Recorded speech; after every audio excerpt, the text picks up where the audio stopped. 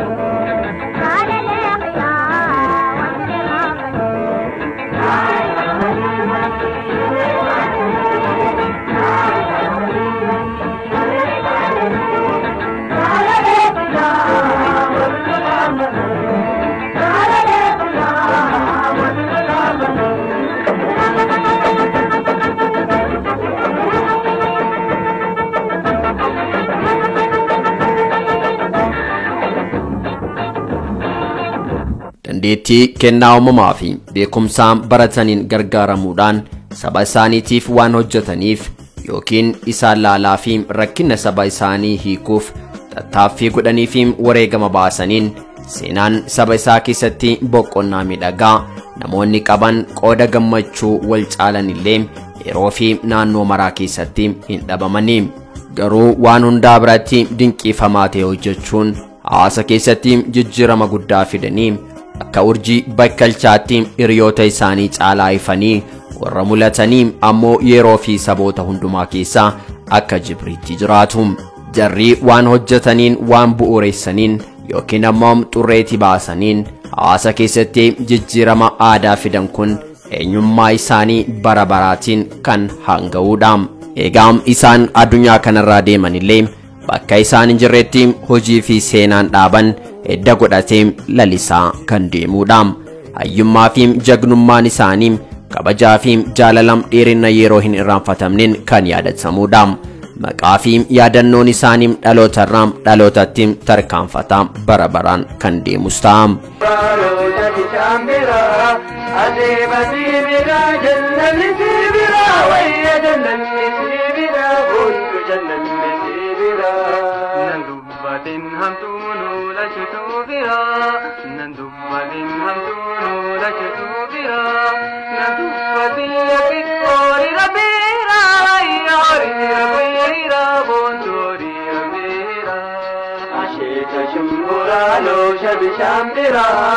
Ashita shumbura lo shabi shambira adevati mira jannati sibira wayya jannati sibira bontu jannati sibira mani khayala min alla walubira mani khayala min alla walubira lami wajalati mi awjudira ya mi awjudira bontu awjudira ashita shumbura lo shabi shambira ashita shumbura lo shabi shambira adevati mira jannati sibira wayya jannati sibira bontu jannati sibira.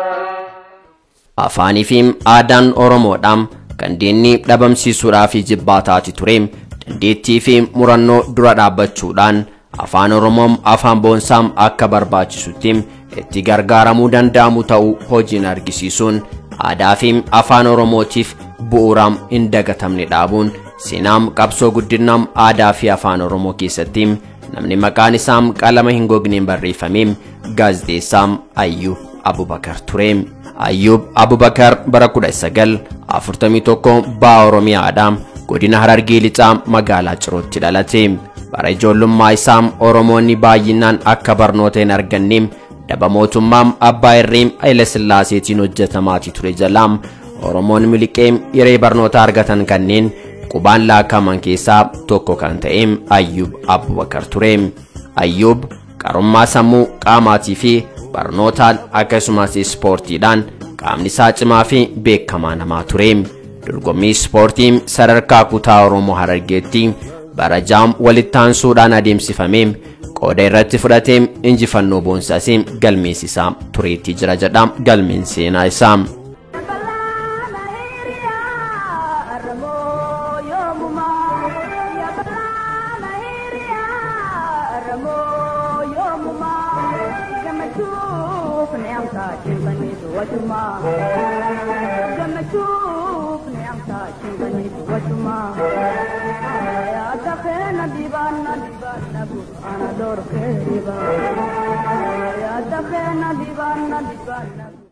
Ayyub akkuma barnootaan cimaa deemeen sabboonummaan itti dhagahamaa dhufe. Magaalaa Ciroo keessatti ilma sabaa cunqurfamaa kun ispoortiin haalaan beekamaa ta'uu isaa ijoolleen Abbaa Irreem yeroo sanatti turan hedduun jibbamaa tureetti jira. Kanaaf dargaggeessa waggaa 18 kana guddina isaa irraati gufachiisuu fi shirreem irratti qophaa'aa tureetti jira. Warri isa miidhuu yaadan yeroo sanatti mootummaa kan isaanii waan tureef Ayyub Abubakar Amaara fixaa jedhee dubbate jechuudhaan himataa yakkaa irratti dhiyeessanii kanaanis cubbuu hidhaa adabbii akka itti murtaa'u seenaan isaa ni mul'isa. Hidhaam Jaafurii boodaan barnoota isaa abdiin osoo hin kuutatin itti deebuudhaan barumsa eegale. Ta'us booda gara magaalaa Harar deemee barnoota isaa barachuu jalqabes jedhama Ayyub Abubakar.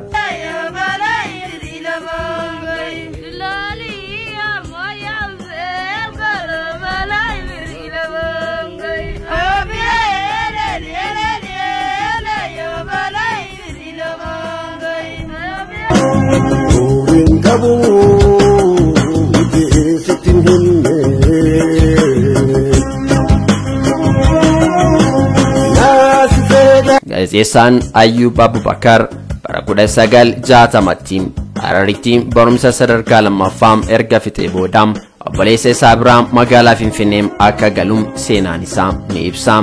Ayyub Finfinneetti ganama ganamaa ispoortii shaakalaam lafa dheeraa fiigaam galaas ture jedhama. Muudannoon ta'e ganama wayitii fiiguutti waajjira basaasummaa fi ukkaamsuu mootummaa Haile Sillaaseetti waajjira icciitii addaa yookiin ammoo liyyuu yaa Mister Biiroo jedhamutti dura darbaa akka ture simama.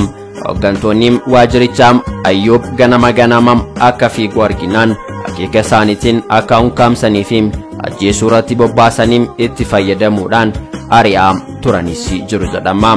Haaluma kanaan hojii mootummaa si argineetti jirra barbaaddaa jedhanii Ayyub gaafataati turanii. Innillee hojjetee maatii isaatii fi warra isaa gargaaruu fi hawwii cimaa waan qabuuf hojiin akkam akka ta'e osoo hin gaafatin gammadee tolee nan hojjedha jedheeni. Waajjirichi nama faallaam akeeka isaa ta'e hojjechiisuuf wallaalaan mindeesse. Ayyubillee diina jibbaam harka wallaalee seenee mindeeffame.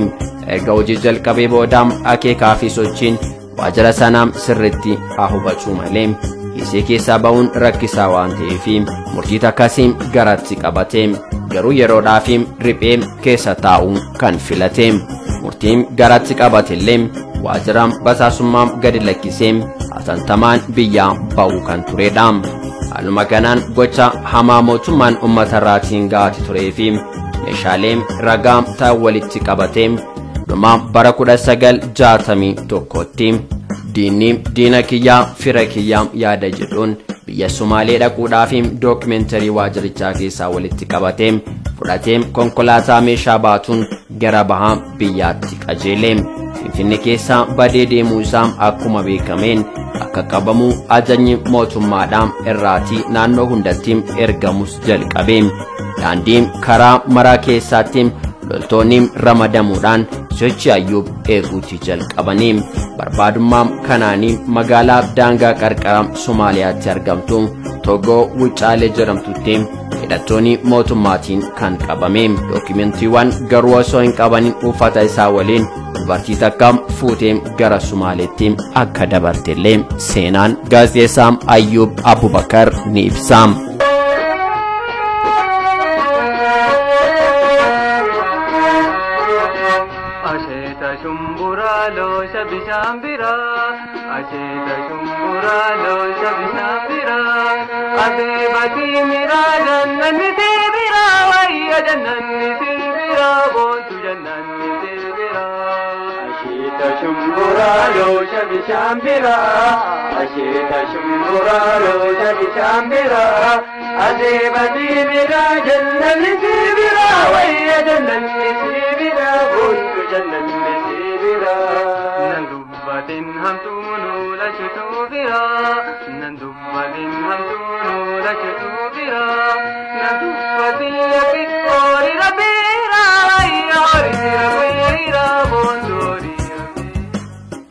Ayyuub qabamuu akkuma dhagahameen Harargeetti bakka bu'aa Haile Sillaasee yeroo sanaa Jeneraal Kabbadaa Gabreedhaan gammachuu guddaan itti dhagahameen. Ayyuub gara Finfinnee deemee dafee akka qoratamu ajajas dabarsee. Harki Ayyuub kaatinaam sibiilaatiin hidhamee loltoota lamaa fi ajajaa 11 tikfamee baaburaan Dirree Dawaarraatii gara Finfinneetti akka ergamu taasifame. Ayyuub illee Finfinnee geeffamee waamee qoratamee tumamee raafamee harki warra cubbuutti ajjeefamuun dura egaa duuti hin oolle ofumaa of ajjeesuu akka filatee seenaan isaanii ibsa. Mutannoo kanaan murtii isaa guutuuf jecha loltoonni isa eegan dagachiisee wajjii magaalaa Asbootii fi Kooraa gidduu ga'ee baaburaan deemaa jiru keessa foddaadhaan utaalee lafatti of darbate jedha. Baaburri dhaabbatee rasaasaan kan itti tumamee fi barbaanni loltoota mootummaatiin taasifamullee Ayyuub arguu hin danda'amne. Ayyuub baabura keessaa utaaleetti haa ba'uyyuu malee qaamni isaa fi fayyaan isaa hedduus hubamee ture jechuun seenaa qabsoo Oromootaa irratti barreessaa Muhammad Said Abdurrahman katabeetii jira.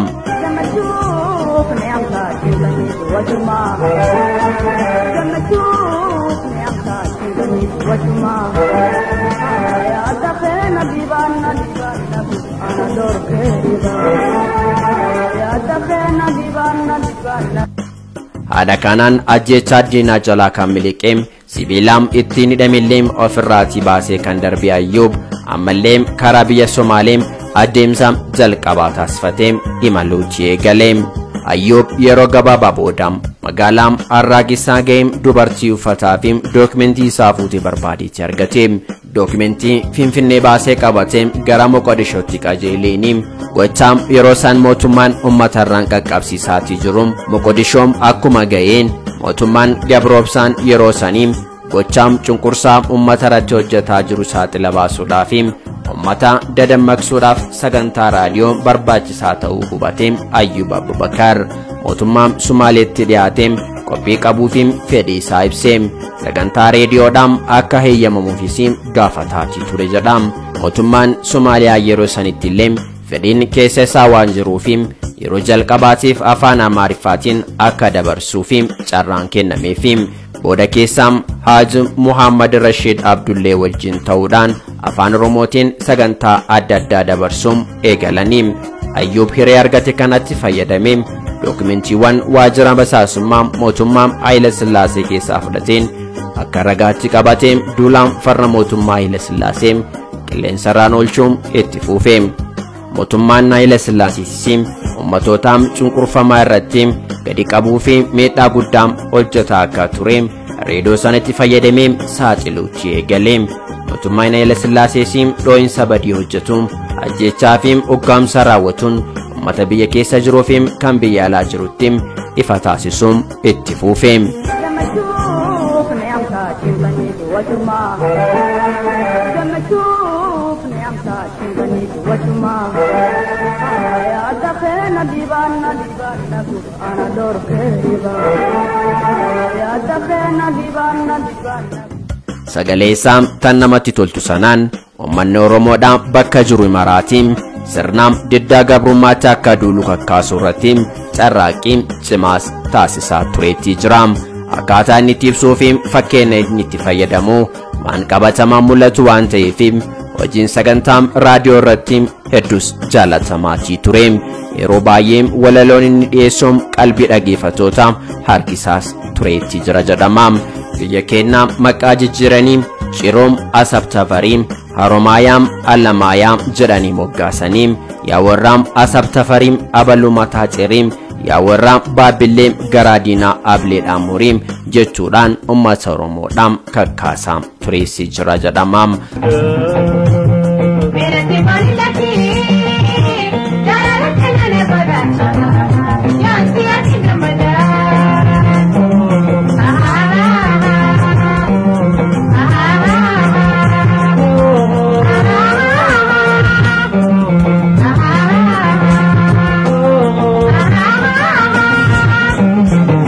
Sagantaan afaan Oromoodhaan sun baay'ee jaallatamaatii ture. Keessaayyuu sirboota naannoo Direedawaatti sirbaman afaan Oromootiin sirbuun isaan yakkaa ta'eetu ture.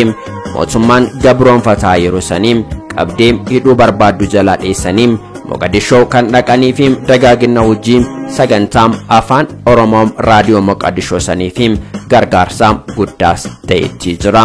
Sirboota isaaniitiin qophiin saganteeffaman dabru hundinuu akeeka Ayyuubii fi qonni kennuun xiqqaas miti jedhama. Lakkoobsi dhaggeeffattootaas yeroo yeroodhaan dabalaasii deeme. Dadammaqsii fi gorsi kennamullee uummata biratti fudhatama guddaa argataatii ture.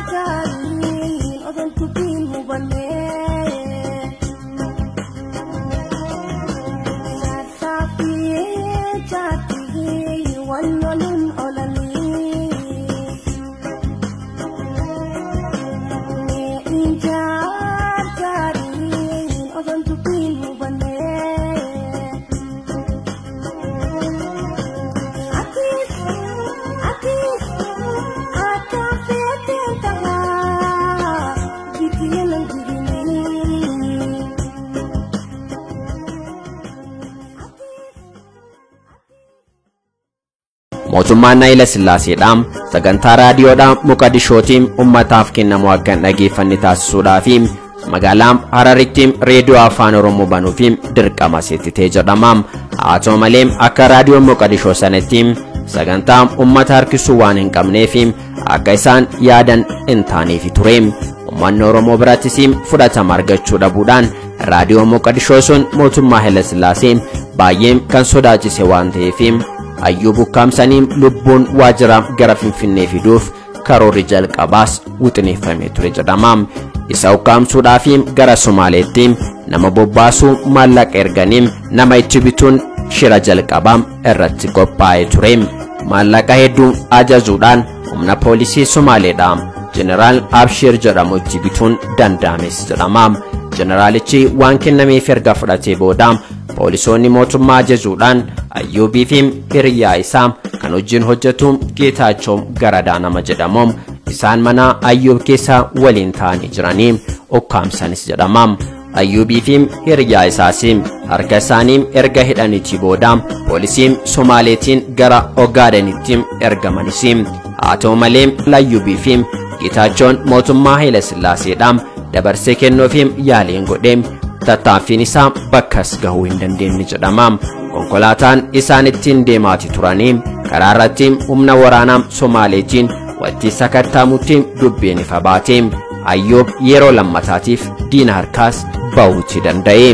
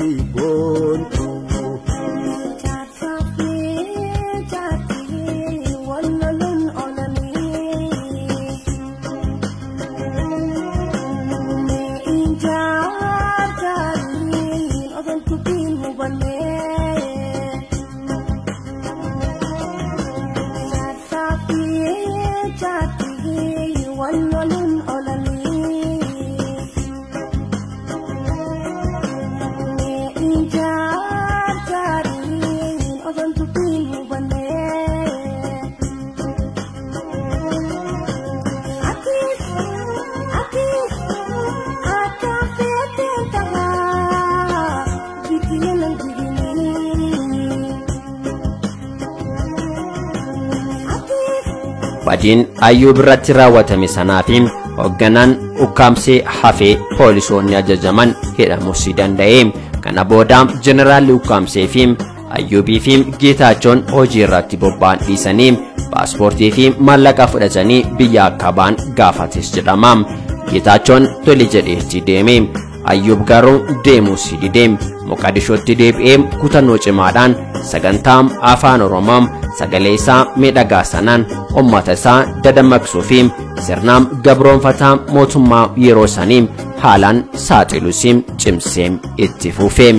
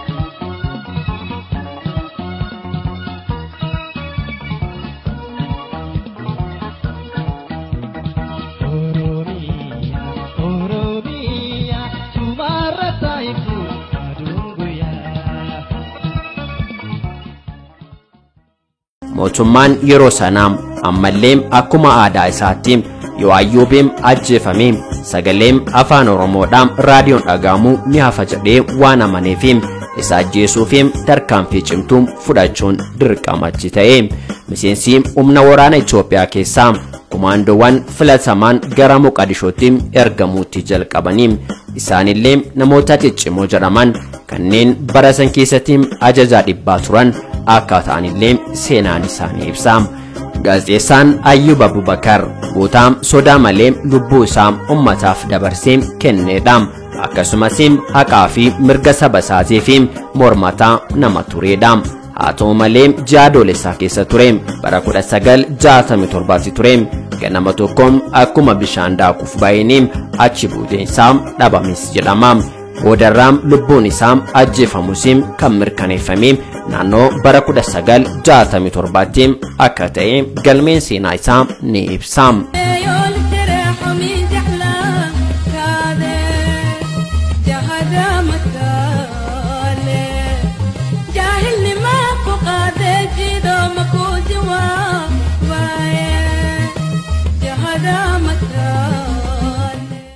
Hayyoonnim afaan Oromootii fi waa'ee afaan Oromoo irratti dhimmoota gurguddoo mootummaa yeroo sanii raasaa turan keessaa raadiyoo Maqdishootiin barsiisaa turan keessaa namni biraa jalqabaa Sheek Muhammadiin Rashid turanii akkasumas Haji Abubakar Haji Ali Fatim warroota seenaan yaadatuudha. Raadiyoon afaan Oromoodhaan kan Maqdishoo irraatii darboom guddinaa fi dagaagina afaanii seenaa aadaa fi muuziqaa Oromootis bu'aa guddaa buusees kan turedha. Keessumaayyuu ga'een gaazexeessota kunniin afaan Oromoo aadaa fi muuziqaa Oromootiif jecha hirmaannaa cimaa taasisuu keessatti namoota adda dureedhaan kaafamanidha. Artistootiin yeroo sanitti magaalaa Moqadishoo irraa raadiyoo Moqadishootiin tamsaasaatii turan kanneen akka Sheek Muhammad Rashid Abdullahi, Habib Ahmed, Abdi Hussein, Asha Abdoon Faati namoota seenaan bara baraan yaadataa jiraatudha.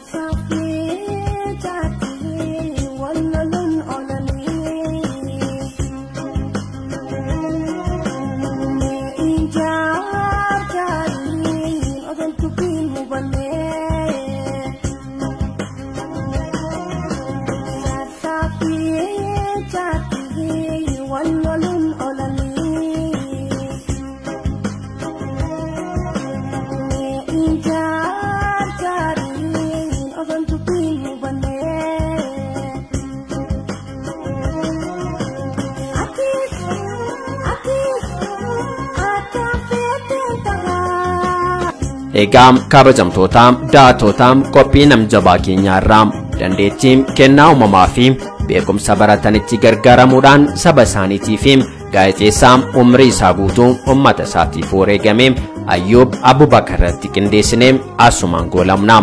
Qophiileen keenya afaan itti fufuu yeroo gaarii qabaadha.